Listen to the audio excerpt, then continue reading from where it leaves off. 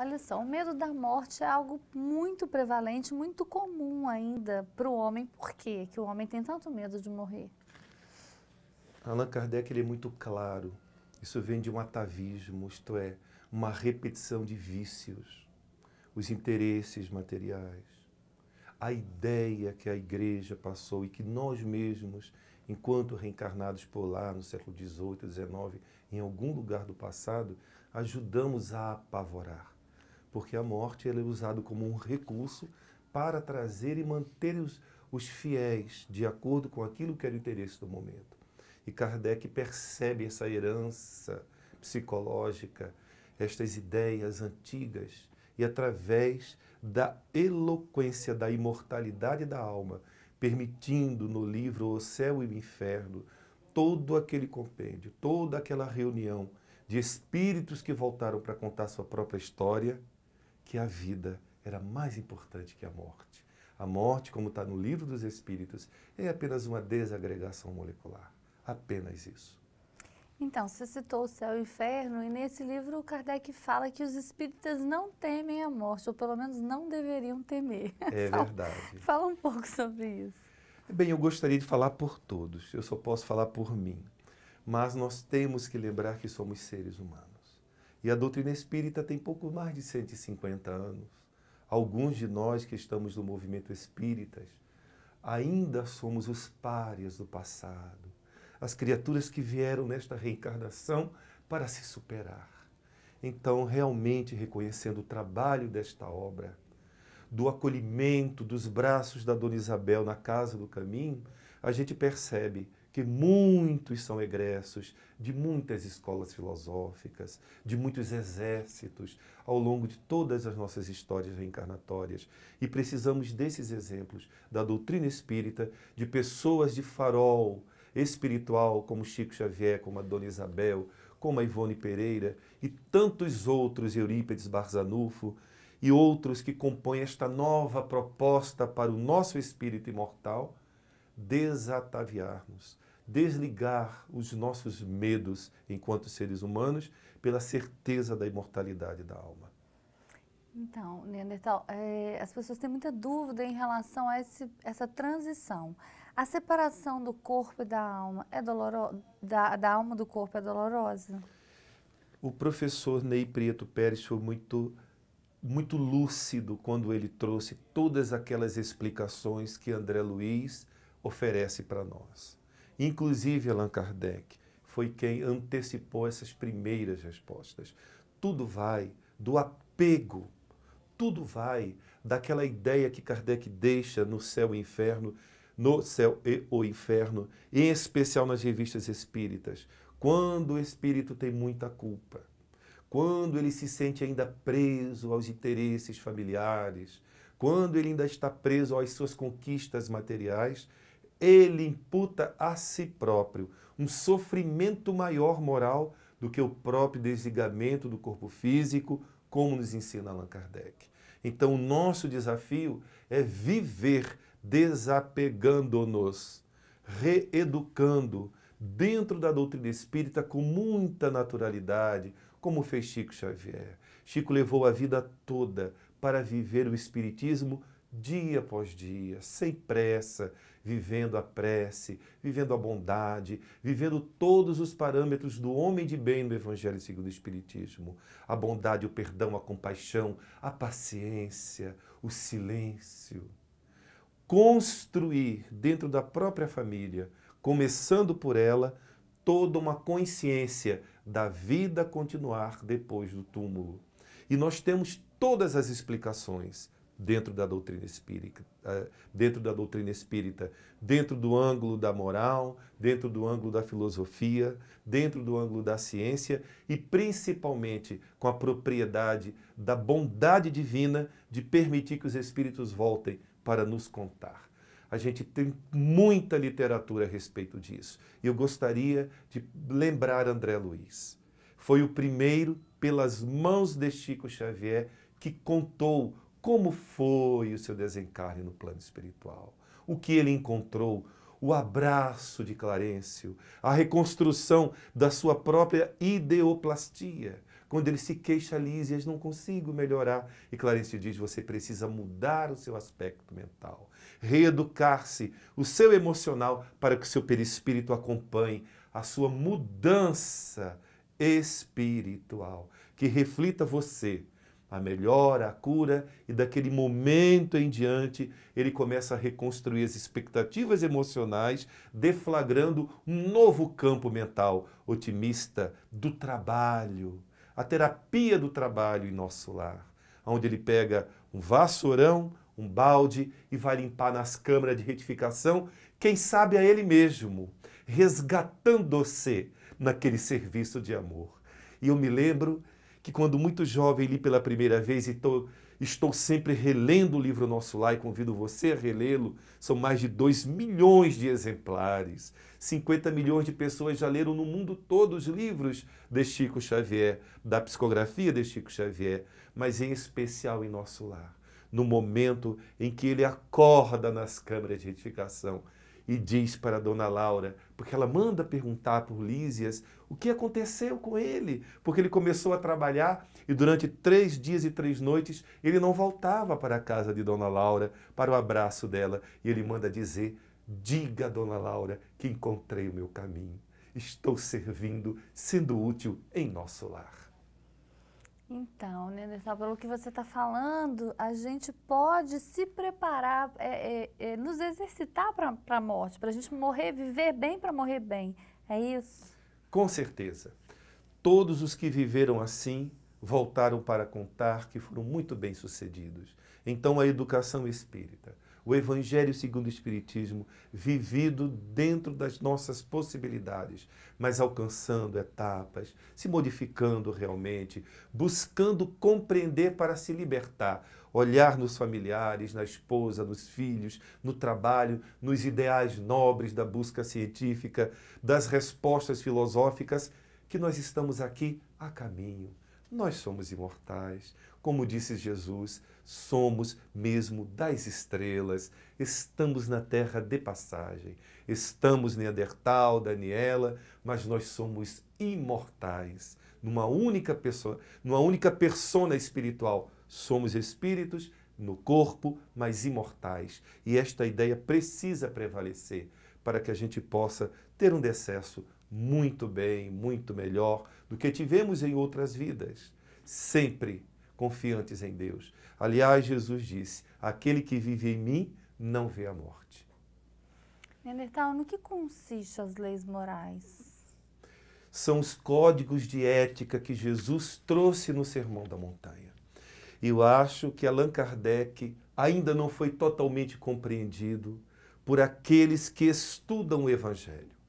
Poucos percebem que os capítulos das leis morais, que são todas as bem-aventuranças que Jesus trouxe, são os parâmetros dos resgates espirituais. A bondade, a compaixão, a decência, a renúncia, o desapego, a esperança de uma fé que raciocina, para que a mente busque novos parâmetros, para alicerçar-se em novas oportunidades de resgate, de reparação e de construção para o dia de amanhã.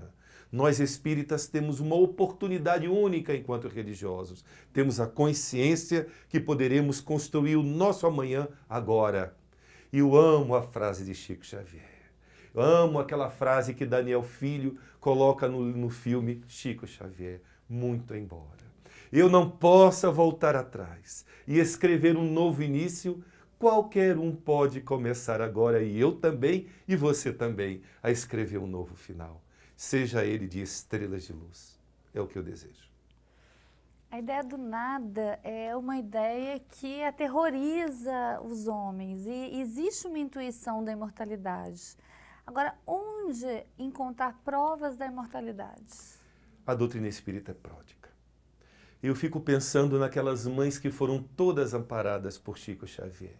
E eu fico buscando quando Chico despertou para isso. O Daniel Filho, ele ilustra muito bem naquele filme Chico Xavier, o desespero de um filho em dizer para o pai que está vivo. E ele revelar uma conversa do pai com o avô dele, o espírito desencarnado. O pai dele conversando com o avô em coma. Como Chico poderia saber isso? E ele que estava em coma, o pai dele, do pai do desencarnado, o avô do desencarnado, não respondia e mandou que o neto respondesse pelas mãos de Francisco Cândido Xavier. E tem um detalhe ímpar. Quando uma mãe encontra de volta, nas letras imortais da psicografia, a personalidade do coração que ela amou por 20, 30, 40 anos, e o coração diz, é ele. É ele. É difícil continuar. Falou em mãe, Chico Xavier. Olha só, André Luiz disse que a morte é um sopro renovador. Eu queria que você falasse um pouco disso. Olha, uma das coisas maravilhosas do livro Nosso Lar, releia este livro, é quando André Luiz compreende isso. A morte, um sopro renovador. E ele apresenta esse raciocínio na introdução do livro Nosso Lar. E ele vai além. Quantas vidas mais? Quantas mortes mais para ressurgirmos para a consciência imortal do que somos? Esta é a ideia. E ele foi desencarnado chegar a essa conclusão. O objetivo dele é que nós, enquanto no corpo, tenhamos esta consciência de que o nada não existe, de que a morte é apenas um sopro renovador, porque tecnicamente, cientificamente, ele explica isto. André Luiz explica, através das desencarnações que ele conta no livro memorável dele. E nesta oportunidade, o melhor tradutor que eu encontrei para isto foi o professor Jorge Andréa, que quando estão sendo rompidos os laços, como disse Allan Kardec, rompidos os laços, o espírito está livre do corpo, e é mesmo como ele descreve, dos pés ao último, que é o coronário, e os técnicos vão rompendo um a um. Conta-nos André Luiz, e muito bem ilustrado pela mente brilhante científica de Jorge Andréa, há uma desfunção. A personalidade daquele momento se fragiliza, se quebra. E o perispírito então se recompõe e o desencarnado está livre do corpo físico. E é este estado que Allan Kardec diz que é de perturbação, isto é, falta de consciência do que está acontecendo. Mas Deus, dentro da sua lei universal, do espírito imortal, ele reorganiza o perispírito, se liberta dos antigos medos, dos atavismos de tantas vidas naquela, porque ele foi aquela personalidade dele mesmo, e agora enxergando a realidade espiritual, ele tem uma nova perspectiva e é um sopro para o amanhã, dentro do próprio espírito. E é isto que eu percebo nas obras de André Luiz, esta vontade de resgatar no ser humano e dizer: acorda, meu irmão espírita, você está a caminho como eu, mas acorde no corpo para você ser muito mais feliz. Aqui, quem sabe, em Nosso Lar, em Alvorada Nova, seja no cantinho de luz que você conseguir.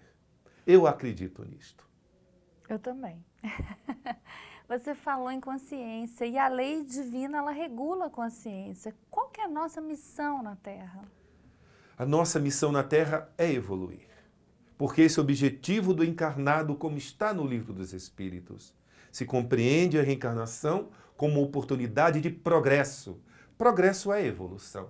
Esse é o objetivo da vida. E a finalidade é a felicidade. Porque enquanto perfeitos, teremos toda a oportunidade de sentirmos esta alegria simplesmente espiritual da felicidade plena.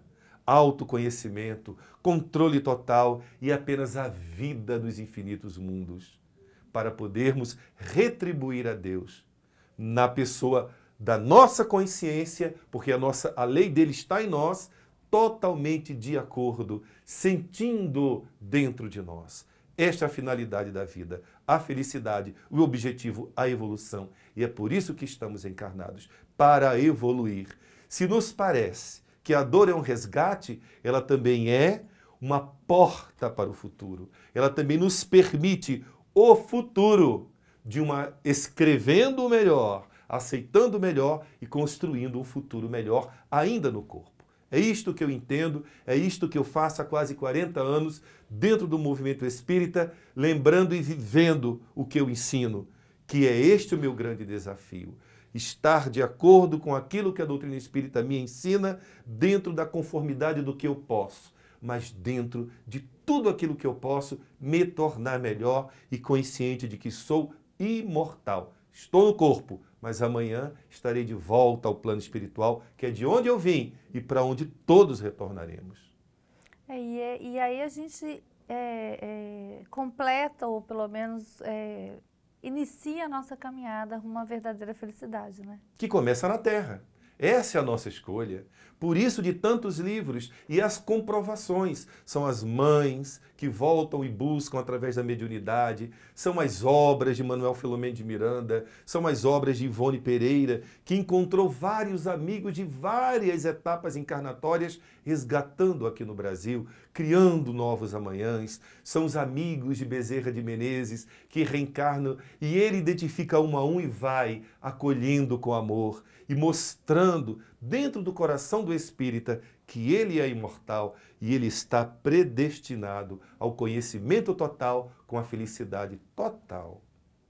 Neandertal, obrigada pela sua entrevista, pelo carinho da sua presença aqui conosco nessa 25ª Semana de Kardec. Obrigada. Eu que agradeço a oportunidade de aqui estar, a Casa do Caminho, a você, Isabel, com o seu amor que nos agrega a todos, a felicidade de agradecer. Obrigado, Allan Kardec. Obrigado, Senhor Jesus. Obrigado a você. Muito obrigado.